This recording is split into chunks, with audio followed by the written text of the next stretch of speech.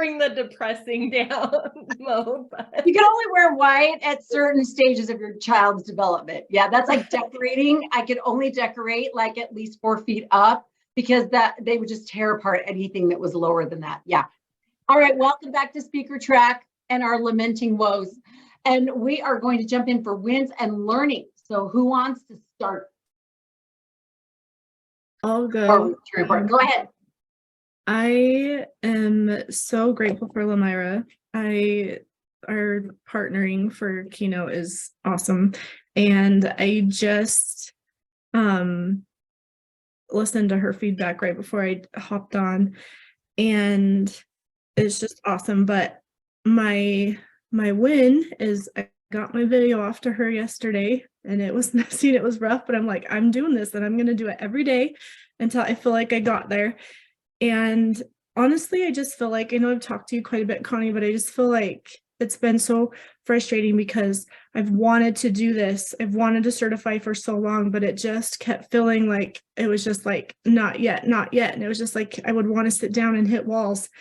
And just literally since the retreat, it just feels like my spirit is now drawing to it, and I'm excited about it, and I sit down and things flow.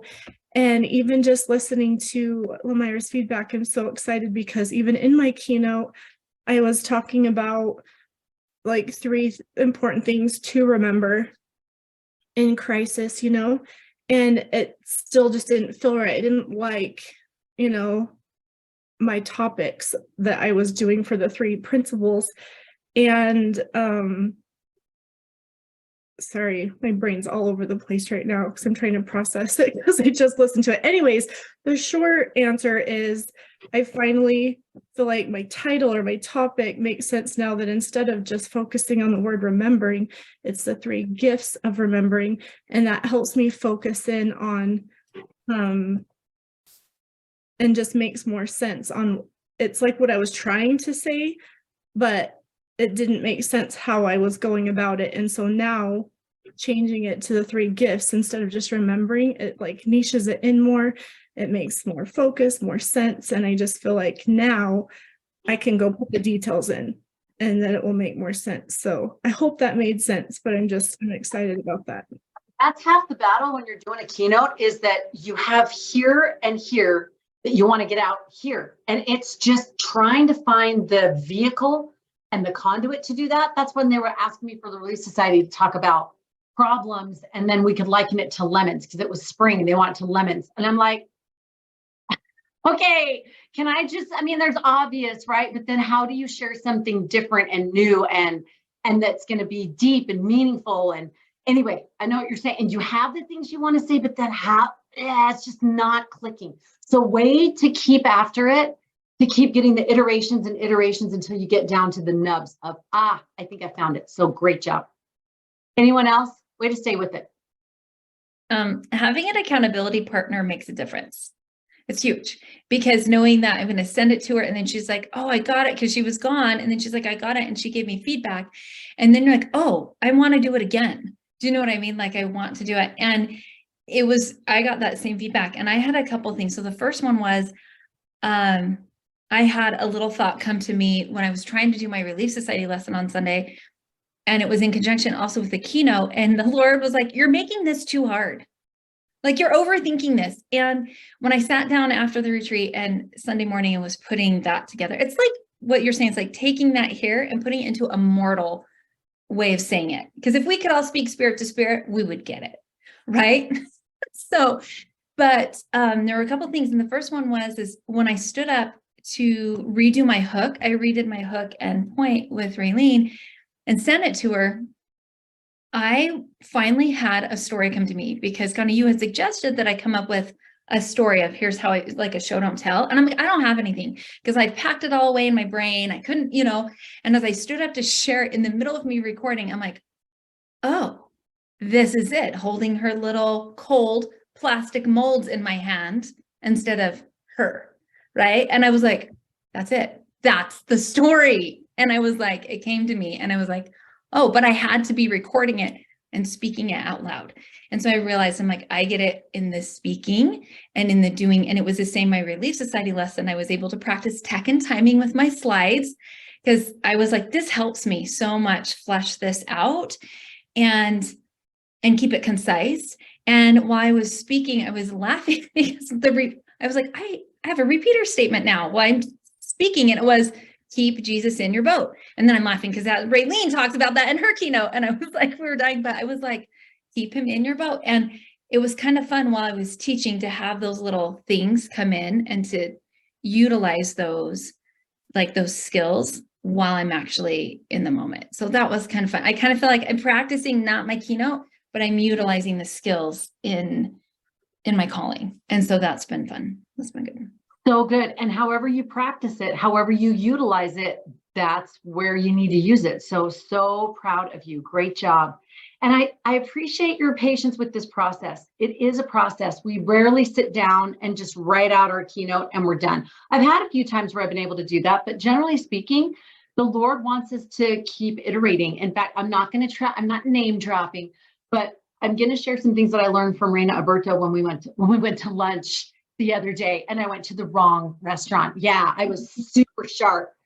Anyway, but she said they have a break in the summer for 5 weeks. And she said that talk that she did on depression, and this is just private, you just keep it here, but that talk that she did on depression, she said it took her all 5 weeks, her whole break to do that talk.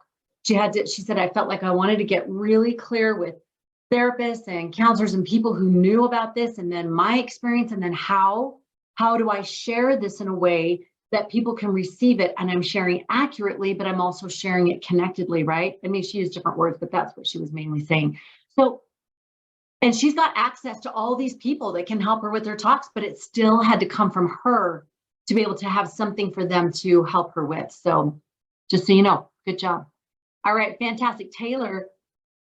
Yeah, so I've been really struggling with my ending, like how to wrap it up, and so it was really ugly, but I was watching Katrina's and hers is so beautiful, and I was like, oh, that's what like closing it looks like, and so I got such good tips and how to wrap it all up good without it being like an essay and just like repeating your beginning. Yes. And so she did a good job with the book ending, right? Going back to the sister missionary story. Yeah. And so that was helpful having a partner that way too, so I could like visually see how to do that. That's awesome. I'm so proud of you. And I love, I put out that last 11th hour all call, and I love that you guys responded, and good for you, because sometimes we can feel like, I might've just missed it this week or whatever. But I know I keep saying this, but there is power in showing up. There is power in just doing it messy and submitting it by the deadline and saying a prayer that it will be enough and whatever, because then it changes you. You've come to this place and you've been a finisher, just like that President Monson talk. And now you've got that learning, and now you're ready to up level again and again and again. So every time you keep those commitments, every time you show up, it just matters. So great job. Any questions that any of you have? We want to make sure we keep working on your keynote. That is the most important thing for you to leave this track with, is your keynote. You should, when you leave the track, have at least a rough outline, know how it flows, know where you're leading them, know how to be able to sit and deliver that with your tech and timing, and be able to send it out and say, look, I have this. So your one sheet is a really important piece of that. Having it in rough, at least rough, is so vital. I can't tell you how many times someone got done with the speaking track or was in the speaking track, and they had someone invite them to speak. And they were like, I had my bio, I had it right there. They said, we need your bio by this time. And they're like, I have it. If you have time and energy, if you're doing your keynote, focus on that first. But if you have the ability and you need to switch a track, sometimes like you're focused on your keynote, you're like, I can't do it anymore today. I'm maxed out. Switch the gear, the mental gear, and go to something fresh. Go to your speaker one sheet and just do one part of it. Do your bio, or just look up somebody else's speaker one sheet. Look up ours, look up, Lemira's got different ones in the member vault. I think we have 2 or 3, right? Mm-hmm. And just see what the speaker one sheet is. Interestingly, the speaker, Lois Kramer, that just came, and she has she's made a living out of speaking. She said her speaker one sheet, she said the speaker one sheet is viable. It is absolutely still used. It's very important for conference planners and for speakers bureaus. They use those. So it's not old. And I'm going to teach next week more. There's some other things I want to teach today, but I'm going to teach next week some tips and tools that she had on her speaker one sheet that was different. She actually had 2 pages that you could do if you wanted. Now, let me just say this. You're going to hear 100 different ways to do things. We had Tasha come on the other day and she shared a whole different way to do lead magnets. There's a bunch of different ways to do it. What's the best way for you? The way that you'll do it and get it done and that it works, right? It's going to work for your audience. So don't stress out so much about, oh my gosh, now I got to do a 2-page. No, I know several top global speakers and they just do a speaker one sheet and they do them differently. One does just one speaker one sheet for one talk. Another one does it the way we do it, or several do it that way. So just know, as long as they can get the information, it's clear. They see your headshot, they see how to contact you, they see what you're speaking about, what your takeaways are, why they should have you, why you're credible. This is the key core pieces. Does that make sense, Taylor? Yeah. So if we do that and we get all the information down, can you help me like jazz it up so it sounds like I'm more amazing? You are amazing. I don't know how to like make myself sound like you'd want to hire me and just like bullet point what I've done. But I love it. Send me your rough and we can massage it. Do a rough bio or send a bulleted thing of these are the top 10 things that I have done or whatever, and go right back to like junior high. I won an award for whatever, right? When we were talking at the retreat, I'm like, one of the gals, I was saying, if you're award winning, if you've won an award, put that in there. My resume and bio changed from when I first started doing classes, like just at Thanksgiving point, to now. Obviously, I have more high credible things that I can put in there. But when I was starting out, I had to have things that, okay, so I won the cool amount. I'm award winning, published writer, articles, whatever. So I said that at the retreat, that if you now don't, like I said, don't do one of the speakers in the church that I don't want to say his name because I feel bad that he even went through that experience and I don't want to keep proliferating it. But he was a well-known, well-beloved speaker. And in his bio, he exaggerated just a little bit and they called him on it.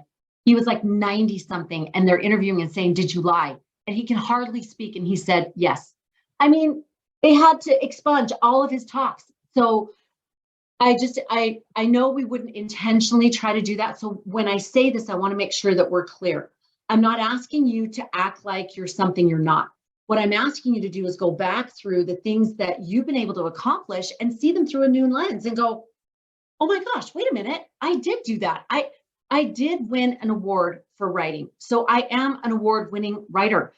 I'm not saying I got, a Guggenheim. I'm not saying I got a Nobel Peace Prize. I'm saying I'm an award-winning writer. And if someone says, what did you win? I can say I won it for Kulamanu when I was in college.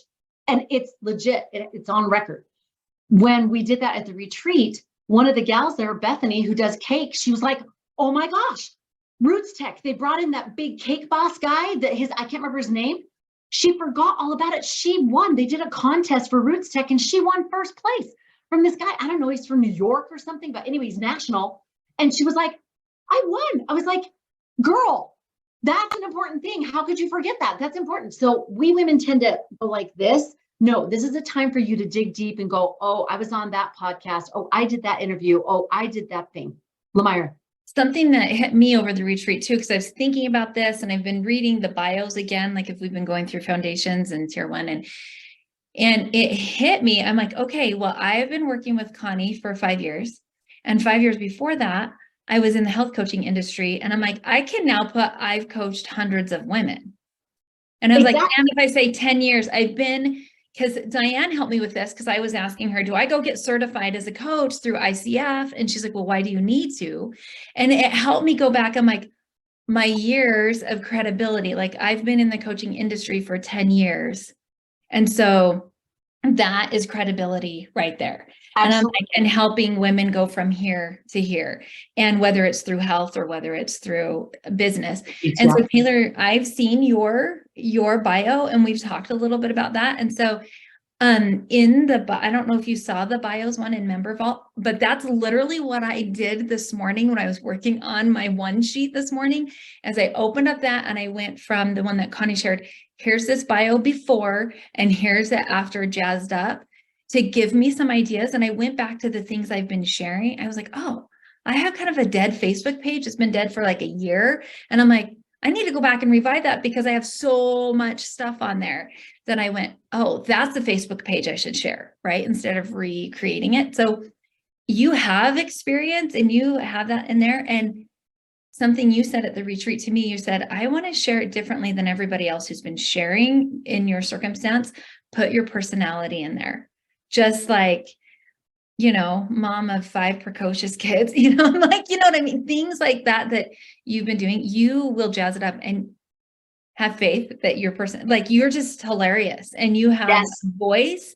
And when you start using your voice, everybody's going to see that. And like, we want her because it's not going to be Debbie Downer when she speaks. It's going to be like, she's been through the rough and she can put light on it and add light to this. That's just my thought. Exactly. That personality piece is so huge. When we had talked before about bios, when I say, and Connie enjoys blah, blah, blah, and decadent treats, right?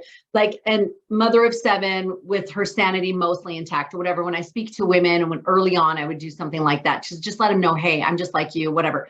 Or when I get up after a bio, I'll say, oh, we made it through that, right? You just get so done with that. And when in 1995, she won the Nobel Peace Prize while she raised her own herd of sheep and would card the wool, whatever. And I make a joke about it because then I don't want the women being like, gosh, she's published 18 books and she's on TV and radio, right? And then they just start freaking themselves out. So you can also do that live. That's a really fun thing to do, is just kind of like, you're not downplaying the things you've done, but you're just saying, look, I didn't do that all every day and I didn't do it on a dime. I love the point that you made about the personality and there was another thing that when you were talking, it'll come back to me.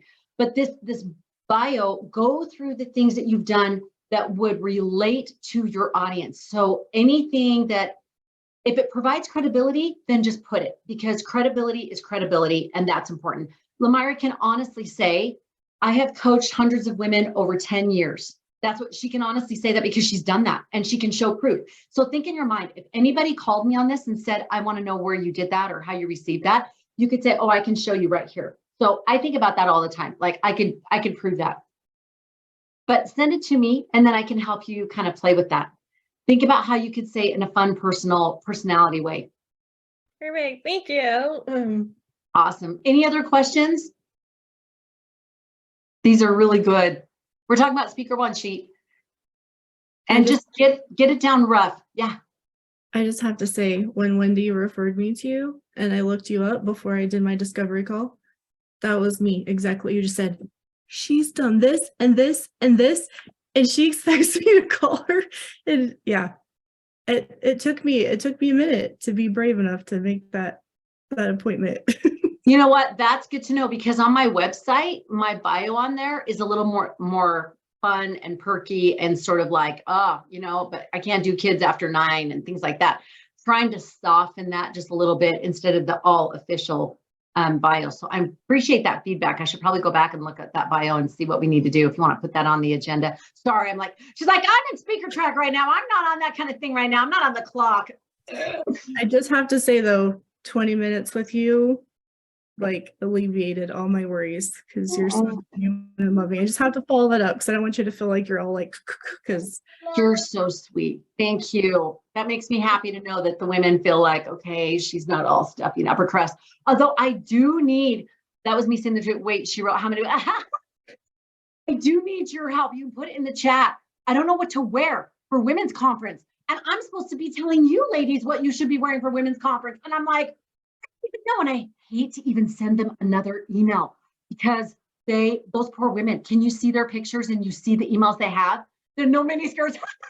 They are exhausted. I don't know when they're sleeping. I even sent them a little, just said, I love you. And it's sufficient. I sent them that little thing from the women's conference. Oh, the sparkles. So I was like, is it pearls? Is it suit? When I'm talking to Raina, Sarah and Katrina, I was like, I'm not trying to name drop. I'm just letting you know. She was like, this sweet gal, they sound like they didn't tell them a lot of things, like for women's conference or time out for women or things like that.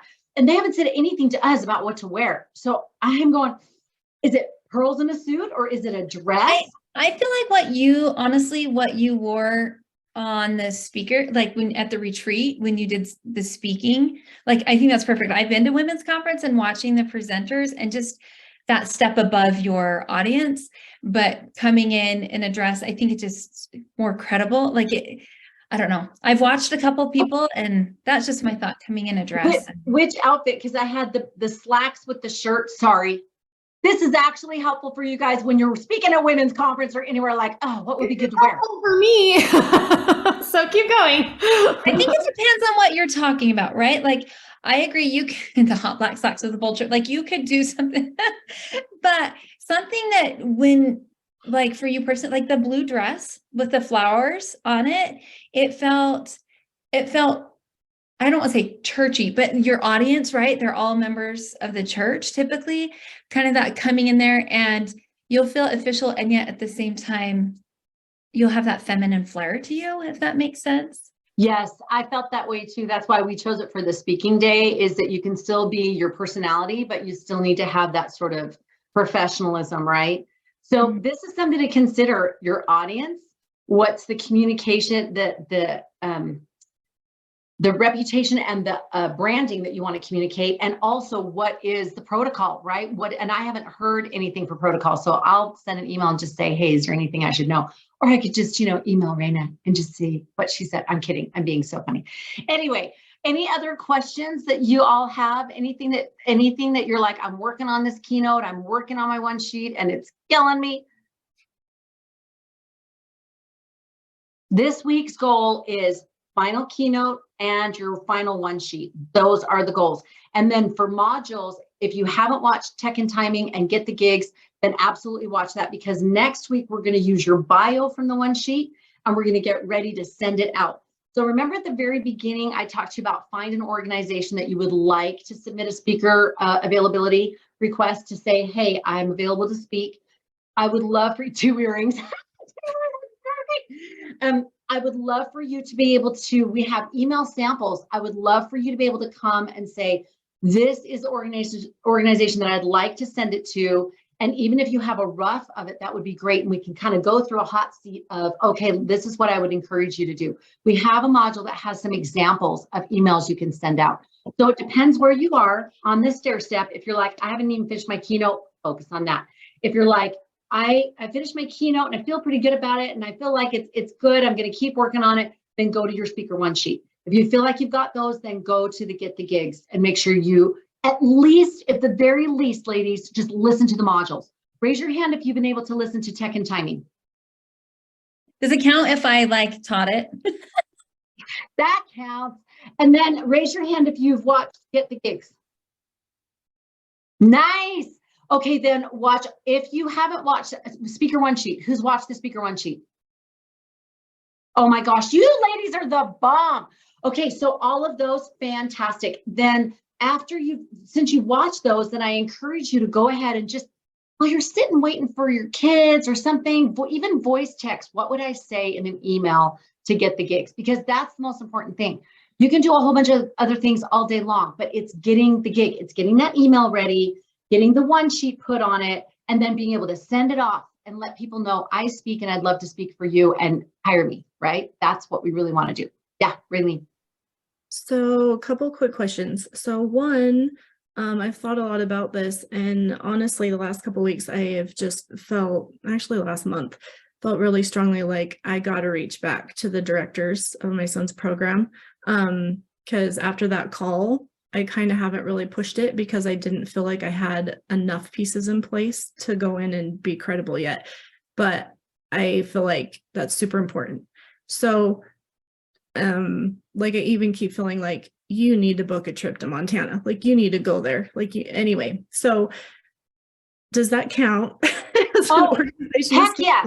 And especially that you have that connection. I would encourage you, if there's an organization, start with one where you know somebody there. Start with the concentric circles closest to you first. So maybe you're like, oh, I want to do time out for women and blah, blah, blah, blah, blah. Wonderful. Great. but start where you're having success. Start in those concentric circles where, well, I know so-and-so, and I know she's a stake relief Saturday president, and she's always wanted me to come speak, or they have problems with this topic. I would love to see if she wants me to come speak. Now, we don't blanket solicit speaking for church things in that manner, like ward nights or stake things or whatever. It is different if you know somebody and then you just put a bug in their ear and say, you know what, be prayerful. Because that's what I would do, is just be prayerful and be like, oh, Heavenly Father, help me to have those connections or those opportunities. And then I'd end up talking with someone and they'd say, oh yeah, that's my new calling now. And we'd be talking about women and blah, blah, blah. And I'd say, you know what? I actually love talking to women about purpose. Is that something you see a need for? Because if you have a need for it, really no worries either way. But if you have a need for it, I'd be happy to do it. I love teaching and teaching about this for them so they can actually find their purpose. And I have this cool little thing they can do right there to do a 3-step mini life plan that they can actually take and start utilizing. I don't know if that's something that you need. You see what I'm saying? So it's very mellow. And then the email would be that follow-up. You can even just text a friend and just say, you know, I don't know if you know that I've certified or I'm finishing up my certification in speaking. And I've been thinking about people who may need to hear this message. And I was thinking about you. I don't know, is this something that's even, you know, a need? Be just your bold self, not annoying, but bold, and just be able to ask. And that's the only way people know that you actually speak about it. Awesome. Thank you. And then second quick question is, this has been my dilemma with this the whole time, is, so it's, you know, a recovery program, and not everybody, most, when my son was there was 2 people in the building that were members of the church. That one of the directors used to be, served a mission, everything, still has great faith and love in God, just doesn't go to church anymore. So if I work with parents in that setting, you know, we've talked about, this is who I am, this is what I do, and stick to that. But I just am wondering, how do I bring that across? 2 simple ways to do that: value-based or faith-based. You say, I'm a value-based coach who blah, blah, blah, blah, blah.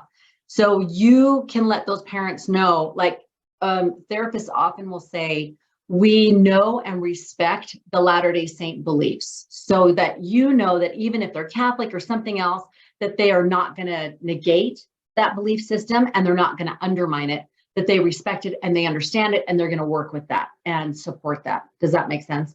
So I would say value-based or faith-based, but I would definitely let them know, this is my personal feeling and you need to pray about that and see how that feels for you. But I would definitely let them know that you're at least one of those, so that they can feel that difference. And when people are in addiction or 12-step programs and things like that, I mean, the first step is right. It's that divine, you're really accessing the divine.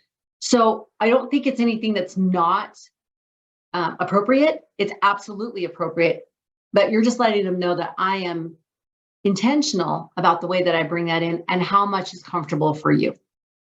Okay. Yeah, because that was my other thought, is that because my son did the regular 12-step and the church recovery simultaneously there, they respected his beliefs and he did both and stuff. So I know that that's a huge part, and that the attendees there do talk about that a lot, but Yes.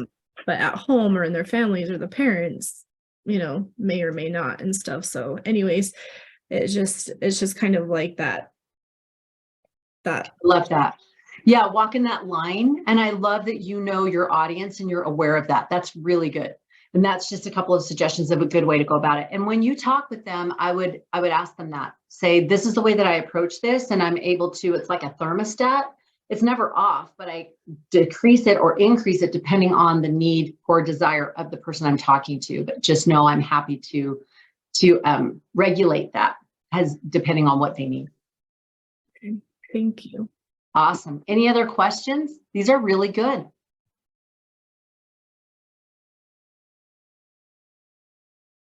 Okay, I thought I would share something. I had thoughts that just came download, and I'm like, okay, let's teach that today. How many of you have ever been asked to give a thought or share something impromptu? Anybody had that experience? And how did that feel? Really? Do you remember the talk in conference where he talked about how Elder Packer, President Packer, before he passed away, about how Elder Packer asked him to do that 3 times? that to speak 15 minutes and then the next time get up and speak and then again, and then did it through the sessions. Can you, as he was talking, I was like, that poor man. I mean, talk about good thing he stayed in the church. Anyway, I just thought it was. As he was talking, I was like, Connie, don't get any ideas. I was like ready to text you and be like, you're here long enough. Don't worry. It's going to happen. You're like, stop it. You know, well, I wanted to make sure you're prepared for that, because as soon as people know you're a speaker, then those opportunities will come and they will open, whether people ask you to do it or whether the Lord is inviting you to do it. Those opportunities will come. So I thought I'd share a couple of tips today on how to go about that if you're asked to do that on the spot. Okay. So first thing, and this is not like the 11th commandment, but these were thoughts that came very clearly and specifically. First, ask or discern what the audience's need is. So don't just be like, oh, what's familiar? What can I go to? Okay, I can talk about these things, right? That's great. That's fine. And that's good, better, best. But first, ask what the audience needs or discern what the audience needs. So I remember Sherry Dew, my brain likes to go blank. Sherry Dew, I remember reading about when she drove to this distant women's state conference, and she got there early, like a couple hours early. And she met with them. And I don't know if they couldn't meet before or it was last minute or whatever, but she met with them early. And then she said, what are the needs of the women in your in your state? And they gave specific needs. Now, this is what I ask every single time I speak. What are the top 3 needs of your people? Doesn't matter if it's a ward, a stake, a multi-ward, doesn't matter. What are the top 3 needs? Why? Because now I know the pain points. And then I can speak to those, right? I can now figure out what the outcomes are that they need. And then I start thinking of scriptures and stories and conference talks that give me the tools to help them. So ask for the top 3, because then you can be prayerful about how much you need to emphasize any one of those. And then you've got some play. If they ask you to speak for 15 minutes, 30 minutes, an hour, whatever, you got some play and you got something to work with. So start with that. I loved how she did that. I love that President Eyring, I don't know if you remember me sharing this experience a long time ago, and I shared it on a certain track, so I don't know if you've heard it, but in one of the talks that he gives, he said that he was a stake president and there was a general authority flying in from Europe, and the very next morning he had to get up and speak at the stake. And it was a very good speaker, distinguished speaker, like everybody knew he was going to be amazing. And he got up to speak and he said he was rambling. You're just rambling. He was going from topic to topic to topic. And he said, I felt sorry for this man. I said that. I felt sorry for this man because he was just all over the place. And then the Spirit started giving him thoughts like, pay attention to what he's saying. And then he realized this man was adroitly addressing every single need in their state. And he was just doing it in a popcorn way. And then he was like, so I love that when we have people that we're speaking to, don't stress about it being super polished or that it's amazing. You're there to fill the need of what the Lord needs those people to know and understand. So don't think about how this comes off. You're not even in the mix here, except that you can be a clear conduit for what the Lord wants to know. And you may sit down and be like, that was the worst talk ever. Anyone had an experience like that? That was me at this Relief Society on Tuesday night. You guys, my brain was dead. I was fried. Luckily, I had written out my outline, a week and a half before, but I was so fried. I was like, and then we're getting ready for the retreat. I mean, just so many things were happening. So I did it, and I just was driving home, a short little jaunt to my house, and I was like, well, that's suicked, like my daughter says. And I just thought, whatever, the Lord will give them what they need in some fashion, I'm sure. And you know how Relief Society is, they're always so loving and kind, whatever. Then the text started coming, and then the women and then a card, and I was like, not that you need that, but in that moment, I know the Lord needed me to know it's not about you, Connie. Like, you just get in there, share what I need you to share to the best of your ability, and then do it. The other thing is I was rereading my women's conference outline, and I don't know about you, Katrina, but I sent that in and I was like, it's garbage. Princess Bride, garbage, the queen of garbage, Princess. I was like, oh my gosh, like, I'm going to have to redo this, and I'm just going to have to put it under the radar because I can't put it back through correlation. And then we went through and reread it, and I was like, it's actually not bad. Okay, that must have been the Lord, because no, I did not put all of that together in a coherent way. There was a bunch of quotes I was just chucking at him. I'm like, it's good. It's good. Anyway, also another thing, when you ask and discern the needs of the people, I remember Sherry talking about being at another conference she was asked to speak at, and it was leadership training, big leadership training.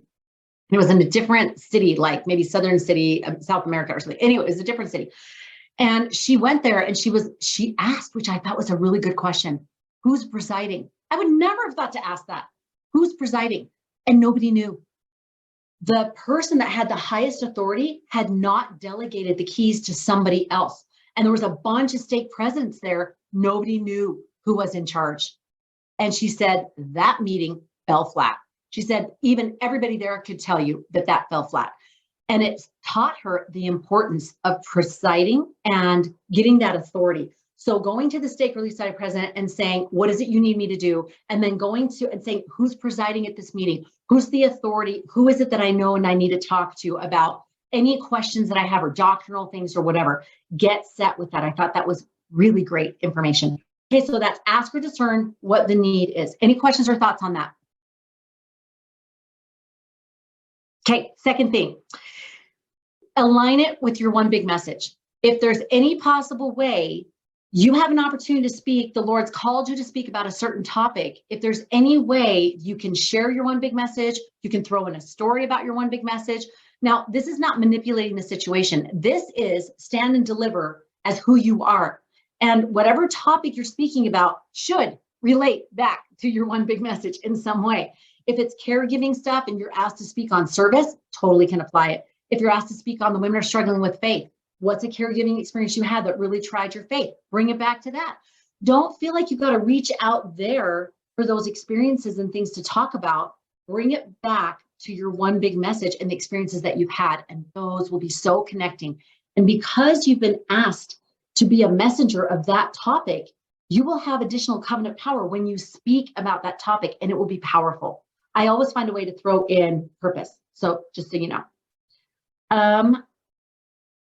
A couple of thoughts on this, on aligning it with your one big message and speaking as you.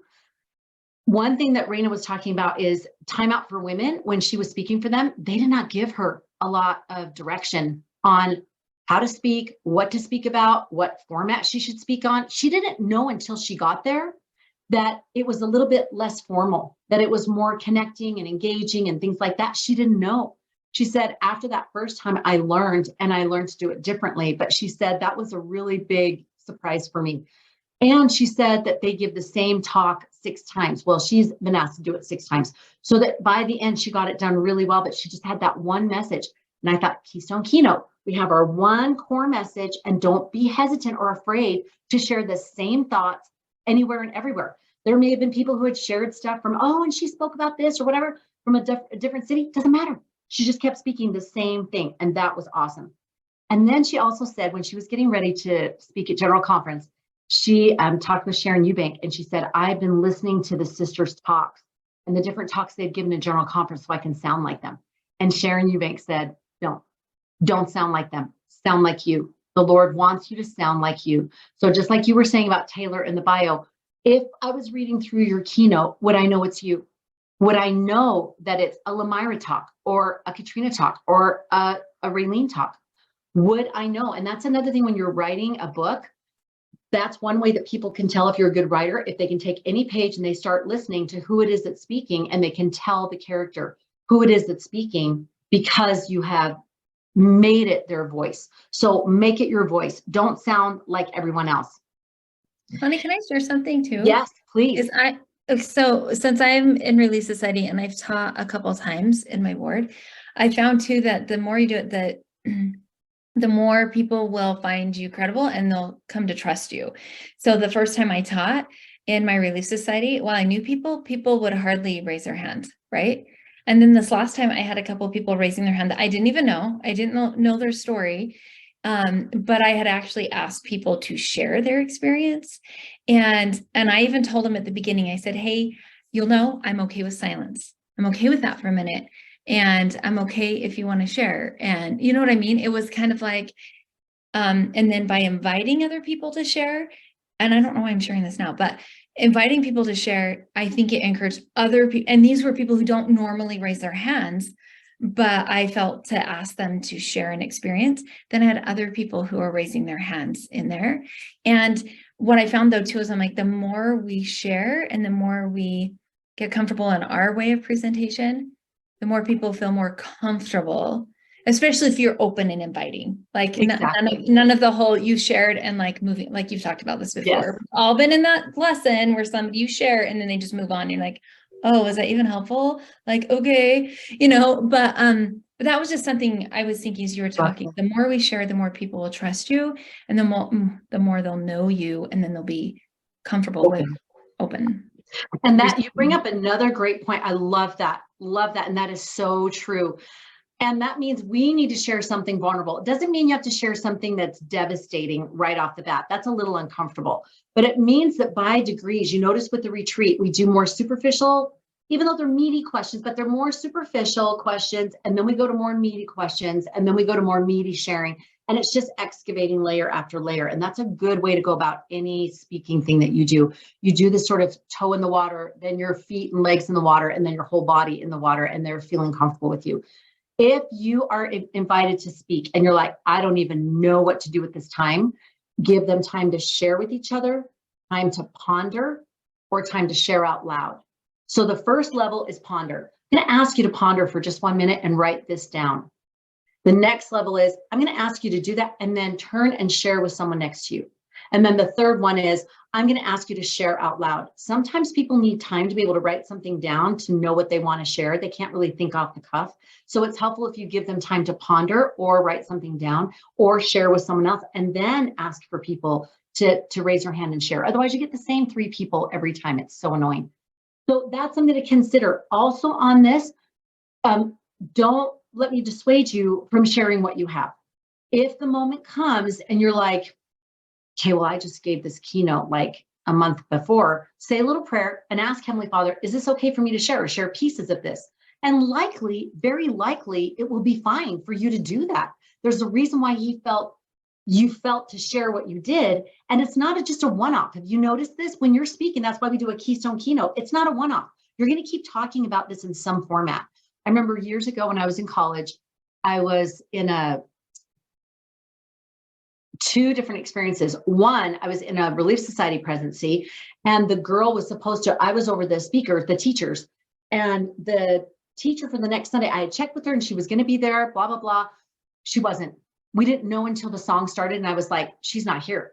And I had already checked with her. Well, we had talked about it, but she had for some reason mixed up the date on whatever date it was and thought it was the next week. So we were all like, yeah, you're solid, you're set. Yeah, great. But she thought it was the next week.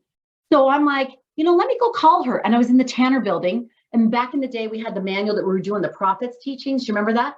So that week, I hadn't actually read the lesson. I usually did. I hadn't. I read the manual, skimmed down it while I'm on the pay phone calling this gal, and I'm reading through the lesson. And by the time I called, and then walked back, and they had gotten done with 2 songs, I was teaching that lesson.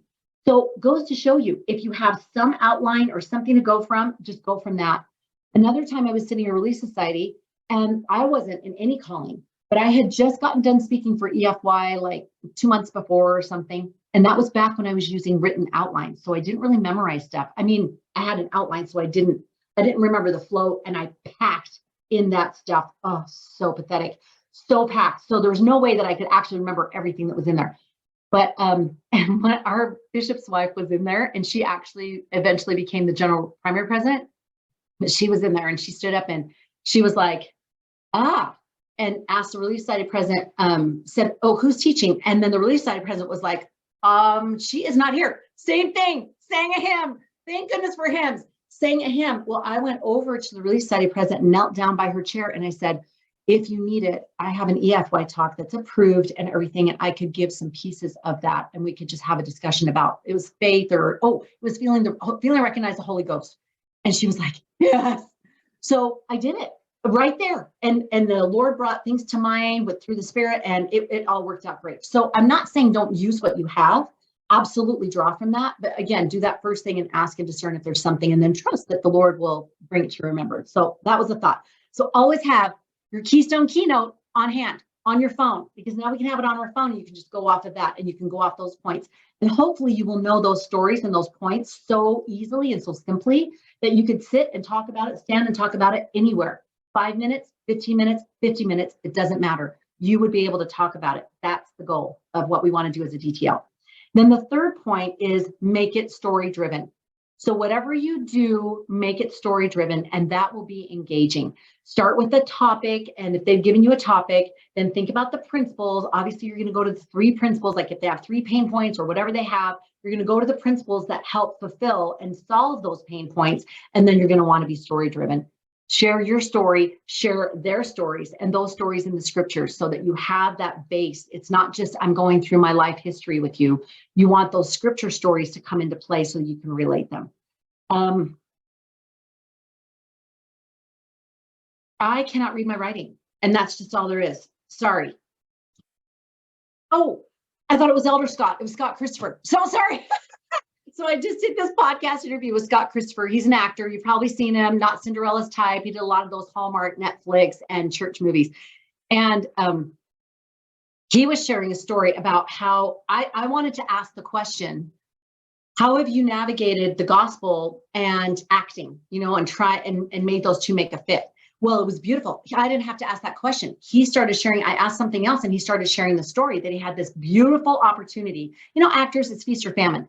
So we had this beautiful opportunity to do this Amazon original movie, and it was going to be 2 months filming. They were going to be down in Mexico. He's going to have a great hotel. They're going to have a limo that took them to and from the set. It was going to pay their whole thing for a year. They're going to live off of that beautifully. I mean, it was everything they needed. They needed a DEA, drug enforcement agent, and someone who was a gringo but spoke Spanish, and he was near flawless in his Spanish. And they loved him. He said, I had the contract in hand and I was ready to ink it. And the thought came, I need to see the entire script on this. He had seen sides, but he hadn't seen the whole script. And so he got a script. And he said, the first thing I do with the script is I do up the search bar and I search for naughty words. And then he said, I remembered I should probably search for naughty Spanish words. And I thought, how did you know those naughty Spanish words? Anyway, so he started searching for those Spanish words and he was like, they were everywhere.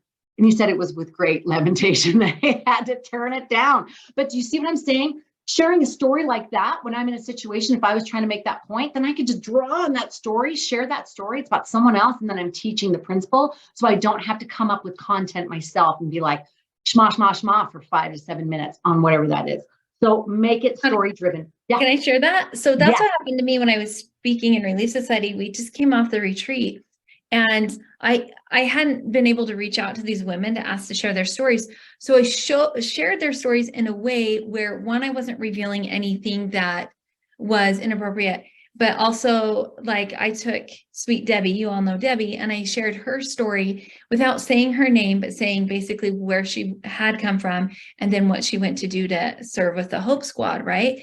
And being able to do that, I think that's what helped, because otherwise, if I realized, I'm like, if I always draw on my stories, then one, they're going to get sick of hearing my stories. And then it's going to be that whole me monster issue. And so I thought, man, who can I share? What do I know? And the women in the circle without saying, so I was able to say a woman I work with or a friend. I was able to say a friend sometimes. So because I said I came off a retreat, but I didn't want it to keep coming back in church that, oh, I do this amazing thing. Did I mention I do retreats? Right, exactly. Because I said, hey, I don't want this to sound, but I just came off this retreat. I don't want this to sound anything like that. I was able to put that disclaimer. But then with the next story, I was like a friend, because I could call her friend, if that makes sense. And I feel like that really helped, because then it wasn't all about me, but then I was able to share stories. So I love that you said, share stories in the scripture, like whatever. But that was helpful for me too. Love it. And that's where you want to have that story bank, right? On your phone, just write on your phone under topics, say, oh, I just read this in a conference talk. That's such a good story to use. Or, oh, my friend just shared this when we were at lunch. This is such a great story to use. So put that in your story bank so that when you are asked to speak impromptu, or if you're needing to create a keynote, you just go down through those stories and you'll feel what's the right one. There's been stories that I'm like, I want to share this so bad. It's such a good story, but it was like, it's not the right place for this. It's like, yeah. So just go with that. I love, love, love that. I love Elder McConkie always said that whenever he was sitting in church, he was always preaching a sermon to himself. And he said, I've taught myself some of the best sermons. And especially he said, if it was not, he didn't use the word boring, but he said if it was boring or not engaging, that he would start teaching himself a sermon. I used to do that for years, just in case somebody asked me to speak. I would start thinking, oh, what would I say about this if I was speaking about it? And I'd come up with a couple of points and some thoughts and whatever. Yeah, that's magical me. Anyway, so those are just a couple of things to make that story driven and to make the point of other people's stories. So put in one, maybe two stories of your own to validate these stories or to kick off, but then bring in those other stories, and definitely scripture stories or conference talk stories. They are just so good. They bring in the spirit so fast. So any overall thoughts of ask and discern the need of your audience first, speak on your one big message and somehow align it with your one big message somewhere, somehow put it in there with a story or something, because that's where that extra power is going to come in, and then make it story driven, especially rooting it in the scriptures, whatever it is. Obviously the principles are shared first, but you're going to make the way you teach it story driven so it's not boring. Any thoughts that came to mind? Anybody else of being called to speak extemporaneously? Oh, I love this so much. Even when I showed up to the retreat and you were like, just so you know, I may call on you for a testimonial, I immediately was like, okay, hook, 1, 2, 3. What would I say? And I mean, like, it was just like my brain just went there, and I can't find right now, but I can show you. Just like sat down right at the table and I just pulled my notebook out and I was like, okay, this, and then I was like, I'm good. She calls on me, I'm good.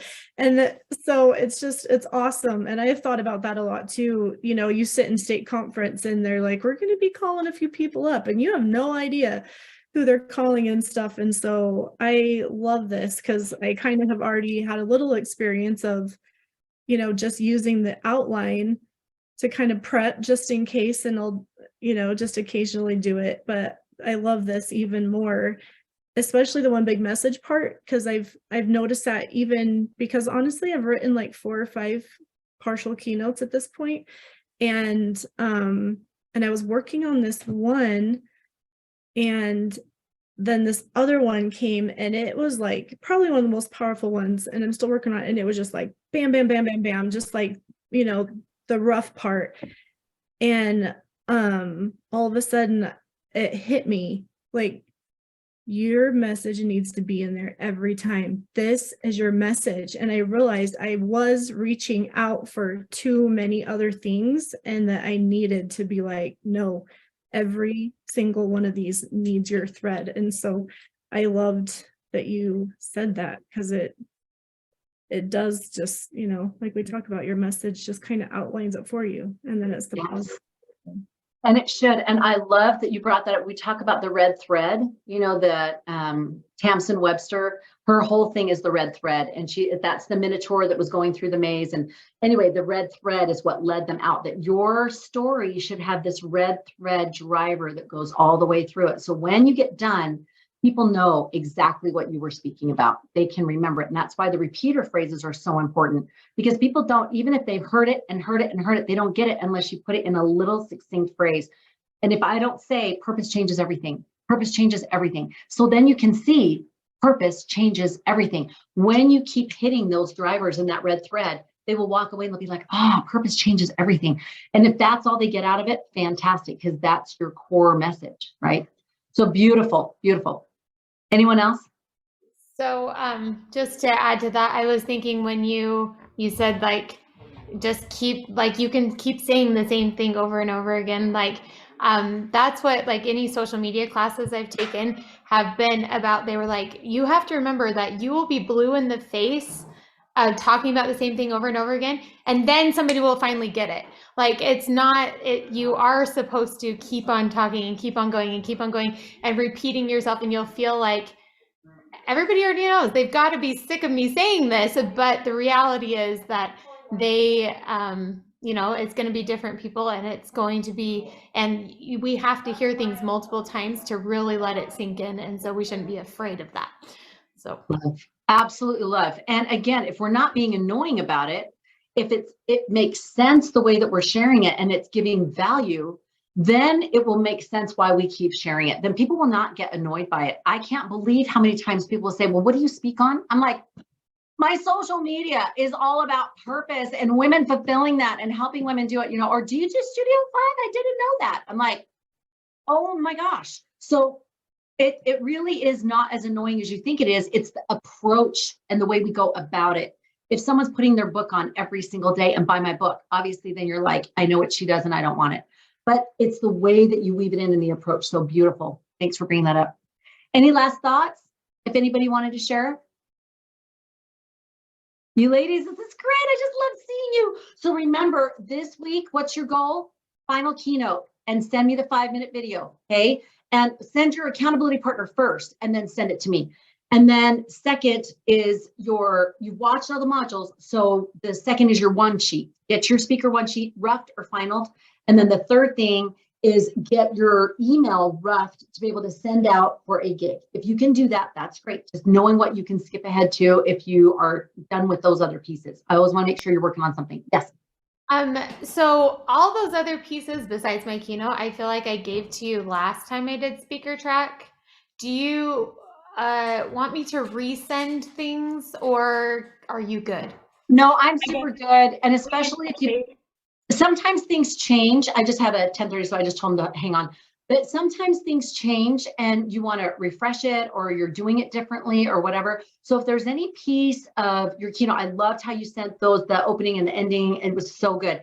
But if there's any piece that you feel like I want some help on, or this is like, even if it's just like a story or a little section or a little something, or even if you want to just mark a question, feel free, that's fine. You don't have to send it if you've already sent it and I've already said, this is great. You don't need to send it again. Okay. I'm just, since I've carried on longer, I just wanted to kind of be on the same page. So, well, you just sent me this final thing here, and that was great. That was so good. Really well done. okay. Thanks. You ladies are awesome. Mark me with any questions at all, or post them in the WhatsApp, okay? All right, love you. Oh, and next week, I am still going to hold this. I don't speak until noon, but I would rather do speaker track from 9 to 10 so I can scooch my buns up there. Or if you want to open it up to another day, I'm super open to that too. So I'll post this in the WhatsApp and you can tell me what your preference is. That sound like a plan? I speak at 10:30 on Oh, Thursday. you do? Yeah. Let's do a different day then. Just post in the WhatsApp what's a better day for you ladies. If you want to do it Friday, no, Friday is still women's conference. It's okay. Anyway. You guys could do it too. I just will be already speaking at women's conference that And morning. I bought a ticket to go, so I get to go watch you all. So if anybody's going. Yeah. Well, why don't we do, I'd rather hear about it like after, so we can talk about it after, like on a Monday or something like that. I'll post it in WhatsApp. We'll just see what we want to do. And if not, if you're just like, okay, next week, I could do another message and you could just be working on your one sheet and the email and just be working on that. We could also do that too. So I'll post it and you let me know what your favorite is. And All I'm right? saying this out loud so you all know, like Raylene has a goal to send me a video and I have a goal to send one back to her so that we actually like can make up these last 4 weeks in one. So we're gonna do that. The Lord does it. He helps you just make up the difference. It's all good. Love you all.